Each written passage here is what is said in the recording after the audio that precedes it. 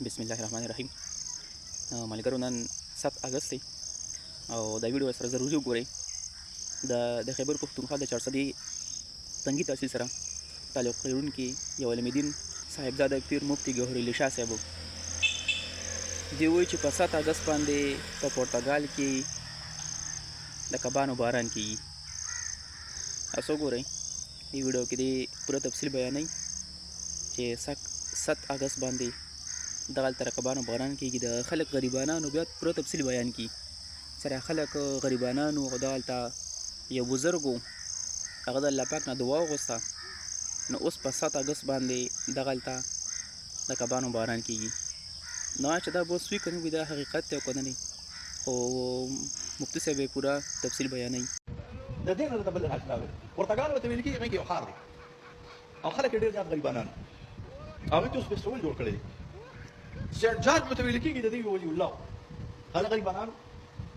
خلک ورته سیبر دلته کوڅه د خوراک دغه نشته بندوبست کېږي اوس هم خو اوس لاشه وی الله پاک دې آسماني رزق ورکړي. په 7 اگست باندې هغه تل د اسمان نه د کبانو باران کېږي. په پوهېږئ اوس په بیا ډارې شي په پاکستان کې نو اوس په ډارې شي په پاکستان کې په 7 اگست باندې هلته د کبانو باران کېږي. اوس ګوره د یو شي دپاره خو یو څه سبب هم وي که نه دغه علاقه چې راغلې هغه سمندر نه لګه دې طرف ته ده او زمونږ دې علاقو کې نو خو په هغه علاقه کې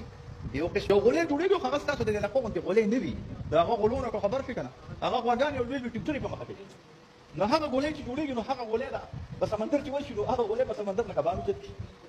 هغه غولې چې د سمندر نه کبانو چت کېږي که د غولې سره څه کار دی او د مولې سره څه کار دی خو د دې بزرګ د دعا سره کار څه سبب خو به جوړېږي هغه غولې په 7 اگست باندې په پرتګال کې د اسمان نه د کبانو باران کې اوس یو لوی میله جوړه شوې ده د هغې نه په پوهېږئ سیندانان وایي دا چل دا چې هېڅ چل نشته دا د ولیو دعا ده او شاه بیا ډېر وایي چې مفتي صاحب وایي چې د اسمان نه د کبانو باران کېږي فورا الله د میردین جومات ته چې اوس کېږي نو زه څه چلو کومه دا یار صاحب دا د الله کارونه خبره مې دا کوله چې د اولیاء الله د هغه زمانې د اولیاء الله چې اولیاء الله کرامتونه یې بلکل